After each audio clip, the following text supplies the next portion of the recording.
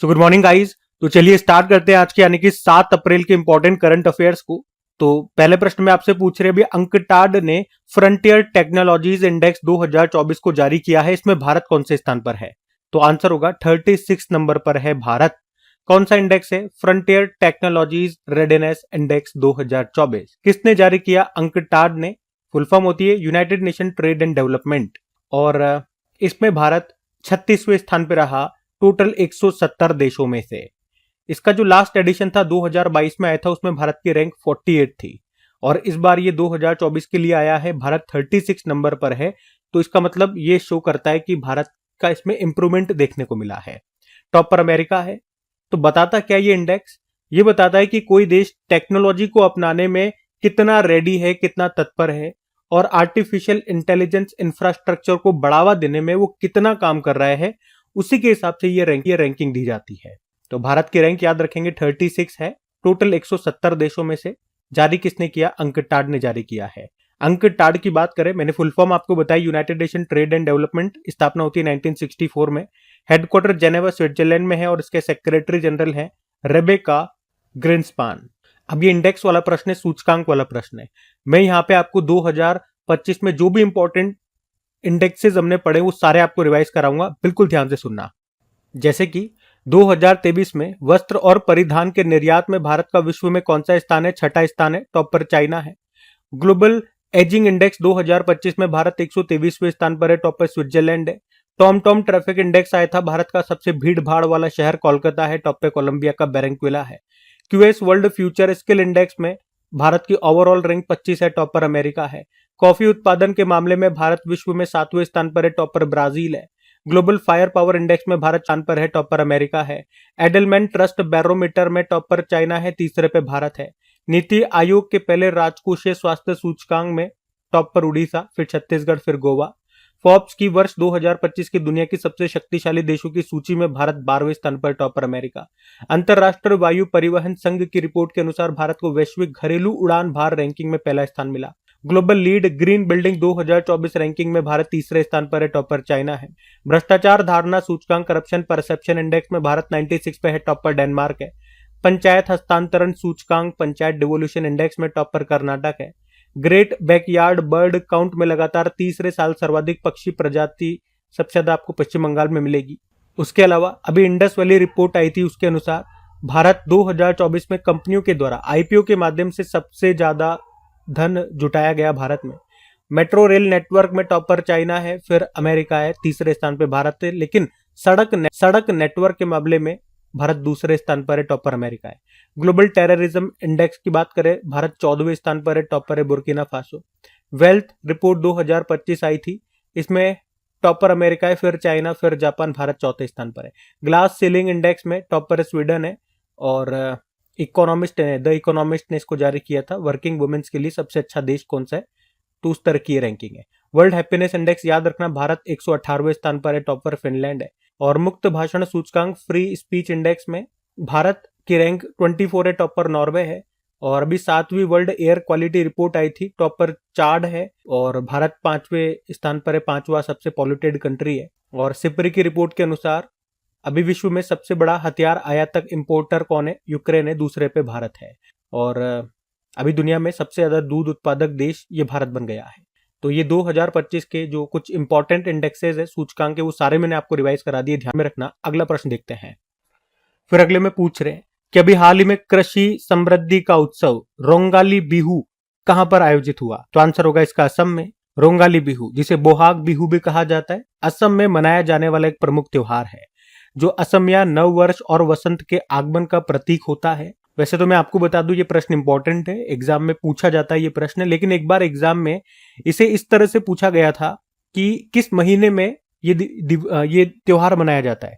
मैं आपको दिखा रहा हूं, शो कर रहा हूं, आप देख सकते हो। एग्जाम में पूछा गया प्रश्न, महीना पूछ लिया, तो महीना भी याद रखना, अप्रैल महीने में ये मनाया जाता है। अभी अप्रैल ही चल रहा है। तो रोंगाली, ये शब्द रोंग से लिया गया है, जिसका मतलब होता है खुशी और उत्सव।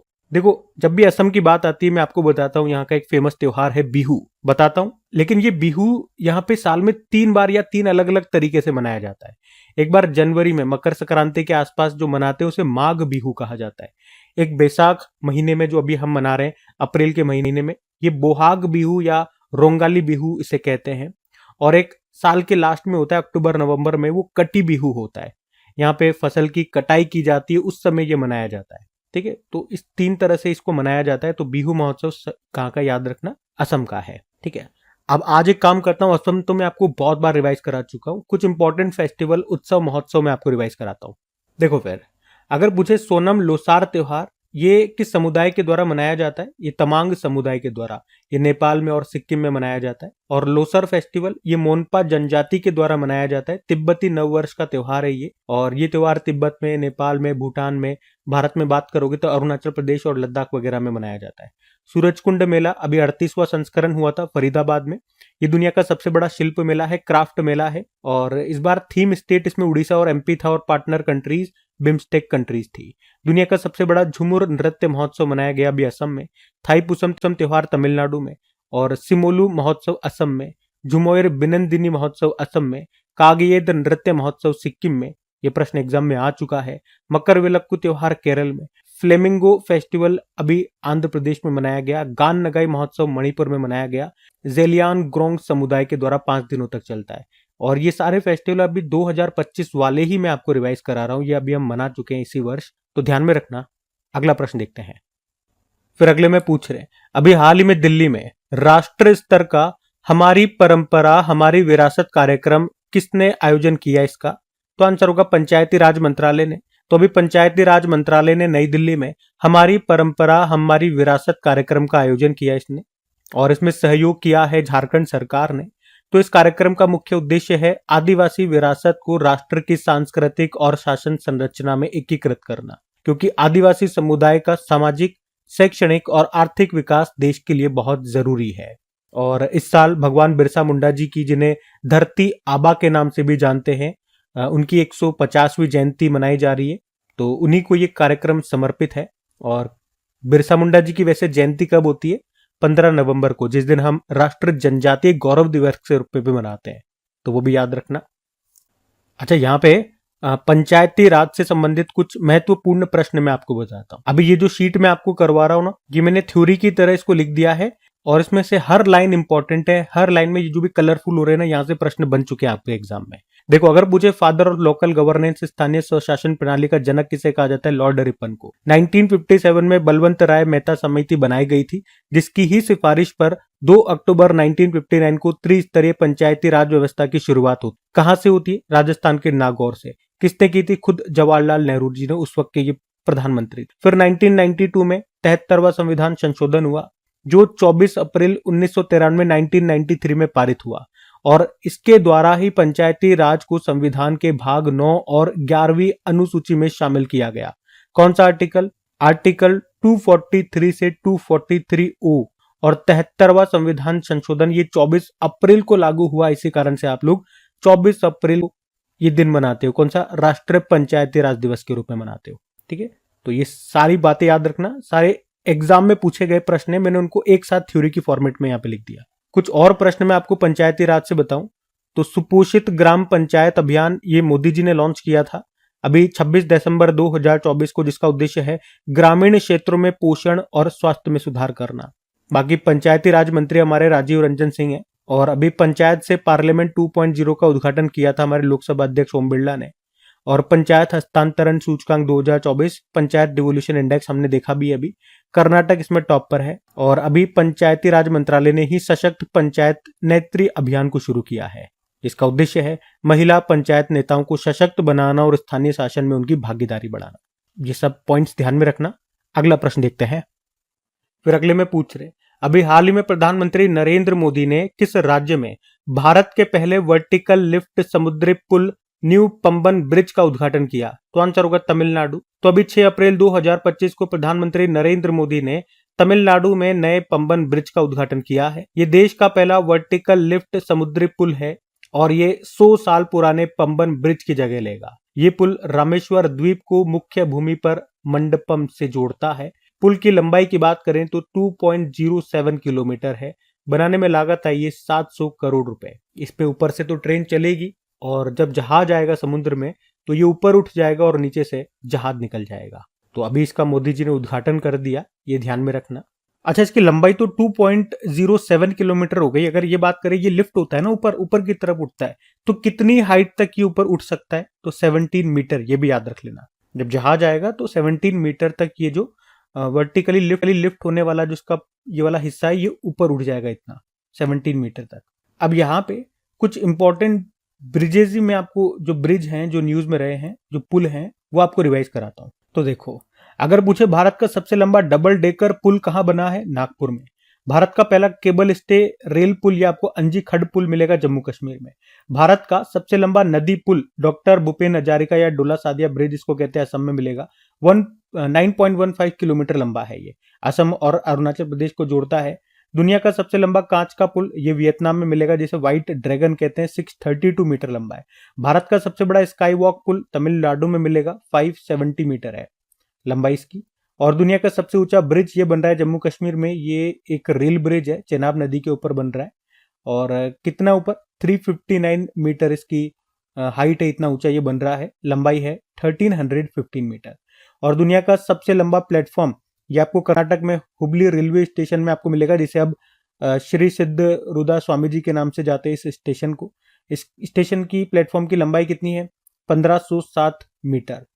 और देश का सबसे लंबा सी ब्रिज ये आपको मुंबई में मिल जाएगा, अटल सेतु, जिसकी लंबाई है 21.8 किलोमीटर।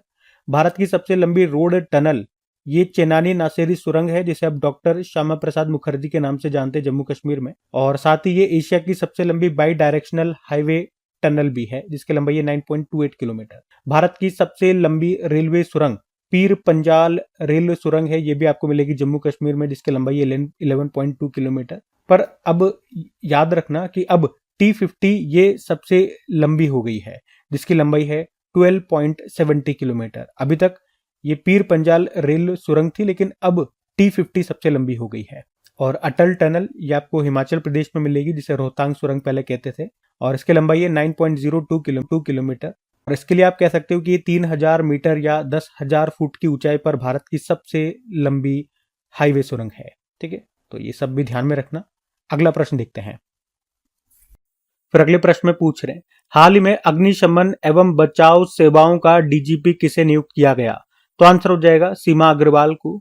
तो अभी आईपीएस ऑफिसर सीमा अग्रवाल को फायर एंड रेस्क्यू सर्विसेज का डीजीपी नियुक्त किया गया है। वे किनका स्थान लेंगी? आभाष कुमार का स्थान लेंगी। तो सीमा अग्रवाल का नाम यहाँ पे आपको याद रखना है। अच्छा, इसी तरह से कुछ और इंपॉर्टेंट अपॉइंटमेंट्स में आपको रिवाइज कराता हूं। आ जाओ। अगर पूछे, अमृत मोहन प्रसाद ये अभी सशस्त्र सीमा बल के डायरेक्टर जनरल बने थे। बीएसएफ के डायरेक्टर जनरल अभी दलजीत सिंह चौधरी बने। सीआरपीएफ के director general Gyanendra Pratap Singh. CISF के director general Rajvinder Singh Bhatti. National security guard के डायरेक्टर जनरल बी श्रीनिवासन। और एसपीजी यानी कि स्पेशल प्रोटेक्शन ग्रुप के डायरेक्टर जनरल ये आलोक शर्मा बने। आईटीबीपी के राहुल रजगोत्रा। एनसीसी के director general Gurbir Pal Singh. ICG Indian coast guard के डायरेक्टर जनरल ये एस परमेश्वरमणि बने। एनडीआरएफ के बने पीयूष आनंद। आरपीएफ के मनोज यादव। होमगार्ड के राकेश निर्वाण। और असम राइफल्स के डायरेक्टर जनरल विकास लखेरा। नार्कोटिक्स कंट्रोल ब्यूरो के डायरेक्टर जनरल अनुराग गर्ग। एयर चीफ मार्शल हमारे अमरप्रीत सिंह है। नेवल चीफ दिनेश कुमार त्रिपाठी और आर्मी चीफ उपेंद्र द्विवेदी, ये भी अभी पिछले साल ही नए बने थे। ठीक है, तो ये सब याद में रखना, सारे न्यूली अपॉइंटेड है। अगला प्रश्न देखते हैं। फिर अगले में पूछ रहे हैं कि अभी हाल ही में वित्त वर्ष 2025 में कार्गो हैंडलिंग में शीर्ष स्थान किस बंदरगाह प्राधिकरण को मिला है? तो आंसर हो जाएगा पारादीप बंदरगाह। तो पारादीप बंदरगाह ये है कहां पर? उड़ीसा में है। और वित्त वर्ष 2024-25 कार्गो हैंडलिंग के मामले में ये टॉप पर रहा है।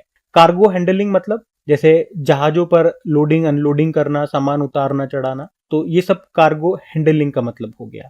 तो फाइनेंशियल ईयर 2024-25 में कार्गो हैंडलिंग के मामले में ये टॉप पर रहा है, ये आपको याद रखना है। पिछले साल भी ये पहले स्थान पर ही था। और पूछे दूसरे स्थान पर कौन है? तो दीनदयाल पोर्ट जो गुजरात में है, जिसे पहले कांडला पोर्ट के नाम से जानते थे। तो सिंपल से याद रखना, कार्गो हैंडलिंग के मामले में भारत में सबसे नंबर 1 पोर्ट कौन है? पारादीप पोर्ट है। अच्छा चलो, कुछ और इंपॉर्टेंट पोर्ट बंदरगाह मैं आपको रिवाइज कराता हूँ जो अभी न्यूज में बने हुए थे सारे। एक तो वदावन पोर्ट आपको याद होगा, ये महाराष्ट्र में बनेगा, महाराष्ट्र के पालघर जिले में। अभी इसकी आधारशिला रखी थी मोदी जी ने।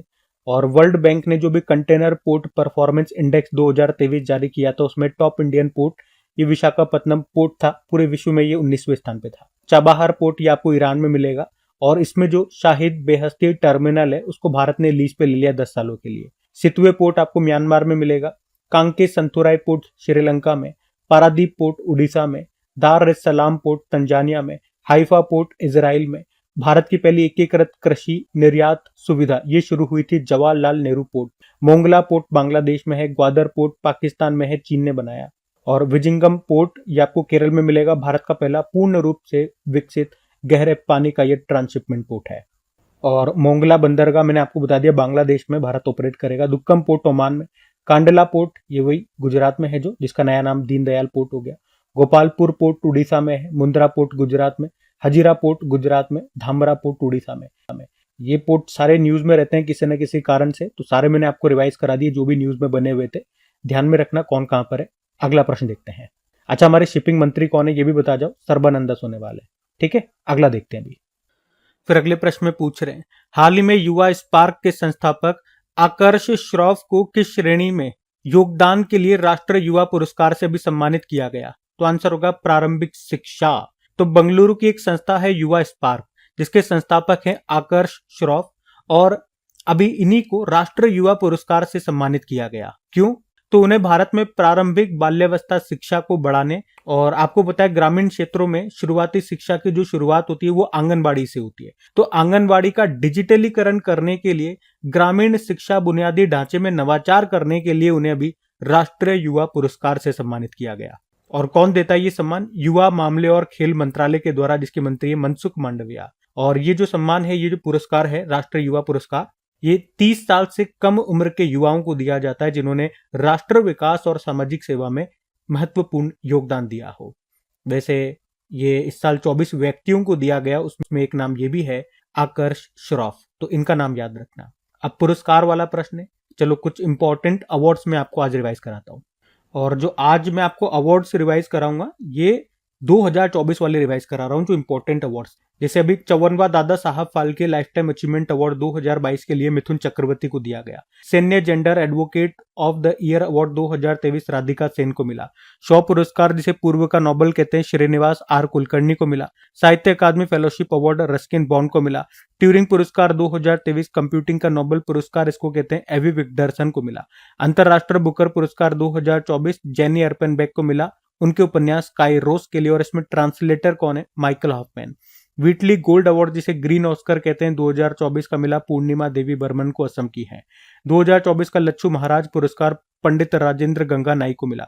गोल्डमैन पर्यावरण पुरस्कार 2024, जिसे ग्रीन नोबेल प्राइज कहते हैं, ये आलोक शुक्ल को मिला, छत्तीसगढ़ से हैं।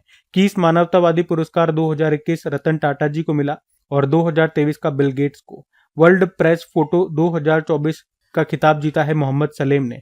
आर्यभट्ट पुरस्कार ये पाउलिरी सुब्बा राव को मिला। लता दीनानाथ मंगेशकर पुरस्कार 2024 अमिताभ बच्चन को। एबेल पुरस्कार 2025 ये मसाकी काशीवारा को मिला, ये जापान से है। नॉर्वे के द्वारा दिया जाता है गणित का नोबेल पुरस्कार इसको कहते हैं। ठीक है, तो ये कुछ इंपॉर्टेंट अवार्ड्स हैं, इनको ध्यान में रखना। अगला प्रश्न देखते हैं। फिर अगले में पूछ रहे अभी हाल ही में समता दिवस ये कब मनाया गया? तो आंसर हो जाएगा 5 अप्रैल को। तो महान नेता और समाज सुधारक बाबू जगजीवन राम की जयंती को याद करने के लिए हर साल 5 अप्रैल को समता दिवस के रूप में मनाया जाता है। उन्हें समाज में समानता और न्याय के लिए कड़ी मेहनत की। बाबू जगजीवन राम, उन्हें प्यार से बाबूजी कहा जाता था। वे एक स्वतंत्रता सेनानी, सामाजिक न्याय के नेता और एक महान वक्ता थे। उन्होंने दलित और पिछड़े वर्गों के अधिकारों के लिए काम किया। वे 50 साल तक संसद के सदस्य भी रहे और 30 साल तक केंद्रीय मंत्री के रूप में भी काम किया। उनका जन्म बिहार में हुआ था, बिहार के चंदवा गांव में। कब? 5 अप्रैल 1908 में। तो उसी की जयंती, तो इसीलिए उनकी जयंती को 5 अप्रैल को ये समता दिवस के रूप में मनाया जाता है। तो ये दिवस उनके समानता और न्याय के प्रयासों को सम्मान करने के लिए मनाया जाता है। समता का मतलब हो गया समानता, और दिल्ली में उनका समता स्थल के नाम से उनका स्मारक भी है। ठीक है, तो ये ध्यान में रखना। वैसे अगर बात करें कि अभी अप्रैल में हमने कौन कौन से दिवस मनाए, तो 1 अप्रैल को उत्कल दिवस था, 2 अप्रैल को विश्व ऑटिज्म जागरूकता दिवस, एक हमने ये भी पढ़ा था इस बार जो 21 जून को योगा दिवस होगा उसकी थीम क्या है? Yoga for one earth one health. 4 अप्रैल को अंतरराष्ट्रीय खान जागरूकता दिवस के रूप में मनाया, और अभी 5 अप्रैल को एक नेशनल मैरीटाइम डे के रूप में भी मनाया था। राष्ट्रीय समुद्र दिवस, तो वो भी याद रखना। अगला प्रश्न देखते हैं। फिर अगले प्रश्न में पूछ रहे हैं, हाल ही में देश के सबसे बड़े 5.4 गीगावाट के हाई टेक सौर सेल विनिर्माण प्लांट का उद्घाटन कहां पे किया गया? तो आंसर होगा गुजरात में। तो अभी देश के सबसे बड़े सौर सेल विनिर्माण प्लांट का उद्घाटन ये गुजरात में किया गया। कैपेसिटी है 5.4 गीगावाट। इसका उद्घाटन किसने किया? प्रहलाद जोशी ने, जो कि नवीकरणीय ऊर्जा मंत्री हमारे। और उद्घाटन कहां पे किया? चीखली, गुजरात में। यहां पर क्या होगा? सोलर सेल की मैन्युफैक्चरिंग होगी। अच्छा, सोलर की बात है ना, सोलर से ही चलो संबंधित कुछ इंपॉर्टेंट प्रश्न मैं आपको रिवाइज कराता हूं। अगर पूछे भारत का पहला सौर ऊर्जा संचालित गांव कौन सा है? गुजरात का मोढेरा गांव। और महाराष्ट्र का पहला सोलर विलेज बना था मान्याचिवाड़ी, ये आपको मिलेगा सतारा जिले में। दिल्ली एयरपोर्ट बना पूरी तरह से हाइड्रो और सौर ऊर्जा से चलने वाला भारत का पहला एयरपोर्ट। देश के पहले सोलर रूफटॉप सिस्टम का उद्घाटन किया गया गांधीनगर, गुजरात में। दुनिया का सबसे बड़ा फ्लोटिंग सोलर पावर प्लांट ये बनेगा मध्य प्रदेश के खंडवा जिले में, नर्मदा नदी पर, ओमकारेश्वर बांध पे। देश का पहला सोलर सिटी बना सांची, मध्य प्रदेश में है। दीव ये दिन के दौरान पूरी तरह से सौर ऊर्जा से चलने वाला भारत का पहला शहर बना। और भारत की पहली ग्रीन सोलर पावर फैक्ट्री बनेगी उत्तराखंड में, ल्यूमिनस पावर टेक्नोलॉजी बनाएगा। प्रधानमंत्री कुसुम योजना ये मार्च 2019 में शुरू हुई थी, सोलर पंप्स के लिए है ये योजना। भारत का पहला सोलर साइकिलिंग ट्रैक बनेगा हैदराबाद में, जिसकी लंबाई होगी 23 किलोमीटर। ठीक है, तो सोलर से संबंधित ये कुछ इंपॉर्टेंट प्रश्न हमने रिवाइज करे, ध्यान में रखना। अगला देखते हैं प्रश्न। फिर अगले में पूछ रहे हैं, हाल ही में भारतीय सेना ने बटालिक क्रिकेट लीग 2025 का आयोजन ये कहां पे किया? तो आंसर होगा लद्दाख में। बटालिक क्रिकेट लीग 2025, इसका आयोजन भारतीय सेना ने किया। कहां पे? लद्दाख में। लद्दाख में जो जुब्बर स्टेडियम है वहां पे। उद्देश्य है सामुदायिक विकास को बढ़ावा देना, खेलों को बढ़ावा देना और स्थानीय युवाओं को जोड़ना। तो ये ध्यान रखना। क्रिकेट से ही कुछ प्रश्न मैं आपको और रिवाइज कराऊं। तो एक तो याद रखना, अभी जो 9 नंबर की आईसीसी चैंपियंस ट्रॉफी हुई थी पाकिस्तान और यूएई में, विजेता रहा था भारत, न्यूजीलैंड को हराया था। और अब 2029 वाले जो आईसीसी चैंपियंस ट्रॉफी होगी, जो कि इसका 10वां संस्करण है, वो भारत होस्ट करेगा। इंटरनेशनल मास्टर लीग का पहला संस्करण हुआ था। इसमें हमने देखा जो भी रिटायर्ड जो कैंडिडेट्स होते हैं, रिटायर्ड जो क्रिकेटर्स होते हैं, वो हिस्सा लेते हैं। तो इसको पहला संस्करण मास्टर इंडिया मास्टर ने जीता, जिसके कप्तान सचिन थे, और वेस्ट इंडीज मास्टर को हराया। और WPL वुमेन्स प्रीमियर लीग का तीसरा संस्करण जो हुआ, मुंबई इंडियंस ने जीता, दिल्ली कैपिटल को हराया। ऑरेंज कैप जो सबसे ज्यादा रन बनाते हैं, और ये मिली है नेट साइबर ब्रंट को, ये एमआई की है, मुंबई इंडियंस। पर्पल कैप मिली है एमिलिया केर को, ये मुंबई इंडियंस की ही है। पर्पल कैप जो सबसे ज्यादा विकेट लेते हैं। 11,000 वनडे रन बनाने वाले दूसरे सबसे तेज बल्लेबाज रोहित शर्मा बन गए। 261 पारियों में ऐसा कारनामा किया, ये दूसरे बने। तो सबसे पहले कौन है, सबसे तेज कौन है? विराट कोहली है। 222 पारियों में उन्होंने कारनामा किया था। भ्रष्टाचार के लिए भी आईसीसी के द्वारा प्रतिबंध या बैन पाने वाली पहली महिला क्रिकेटर बनी थी कौन? सोहेली अख्तर उनका नाम है, वो बांग्लादेश की है। बाकी ये थी आज की हमारी करंट अफेयर्स की क्लास। कमेंट करके जरूर बताना सेशन कैसा लगा। अच्छा लगा तो प्लीज वीडियोस को लाइक जरूर करना, दोस्तों के साथ में शेयर जरूर करना। और इनकी प्रैक्टिस के लिए अभी क्विज बना दी जाएगी आपकी क्रैक एग्जाम एप्लीकेशन पे। जैसे अभी मैंने आपको थ्योरी पढ़ा दिया, अब आपका टेस्ट लगाया जाएगा। टेस्ट में देखेंगे कि जब प्रश्न थ्योरी पढ़ाने के बाद प्रश्न आपसे पूछे जाते हैं, तो कितनों के उत्तर आप सही कर पाते हो, कितनों के नहीं कर पाते। आ जाओ फिर टेस्ट लगाते हैं। क्रैक एग्जाम एप्लीकेशन, वहीं पे इसकी पीडीएफ भी आपको मिल जाएगी, लिंक डिस्क्रिप्शन बॉक्स में है। या एप्लीकेशन को गूगल प्ले स्टोर से आप इंस्टॉल कर सकते हैं। बाकी चलो अभी कल के करंट अफेयर्स का क्विक रिवीजन हम कर लेते हैं। तो कल पहला प्रश्न आपसे पूछा था, प्रधानमंत्री नरेंद्र मोदी को किस देश का सर्वोच्च सम्मान मित्रा विभूषण से सम्मानित किया गया? श्रीलंका। और अभी अप्रैल को किस देश ने बिम्स्टेक की अध्यक्षता संभाल ली है? तो आंसर होगा बांग्लादेश। फिर पूछा, राष्ट्रीय समुद्री दिवस कब मनाया जाता है? 5 अप्रैल को ही। एशियन क्रिकेट काउंसिल के नए अध्यक्ष बन गए हैं मोहसिन नकवी। किसने राज किसान सुविधा ऐप को लॉन्च किया? राजस्थान। और 2035 का फीफा महिला विश्व कप किस देश के द्वारा आयोजित किया जाएगा? यूके। किस राज्य ने सन्ना बियम योजना शुरू की है? तेलंगाना। और केंद्र सरकार के आयुष्मान भारत प्रधानमंत्री जन आरोग्य योजना में शामिल होने वाला 35वां राज्य या यूनियन टेरिटरी कौन सा बन गया? तो आंसर होगा दिल्ली। और डीआरडीओ ने किस देश की कंपनी के साथ मिलकर मध्यम दूरी की सतह से हवा में मार करने वाली मिसाइल को विकसित किया? इजराइल। और अभी अप्रैल में संयुक्त राष्ट्र खेलों का दूसरा संस्करण कहां पे आयोजित किया जाएगा? तो आंसर होगा न्यूयॉर्क। चलो कल का भी होमवर्क प्रश्न देखते हैं और सेशन एंड करते हैं। तो कल के वीडियो में आपसे पूछा था, भारत की पहली पुनर्बीमा कंपनी कौन सी बन गई है? निजी पुनर्बीमा कंपनी। तो आंसर होगा वैल्यूएटिक्स री इंश्योरेंस। आप सभी ने प्रश्न का बिल्कुल सही उत्तर दिया। अब ये रहा आज का आपका होमवर्क प्रश्न।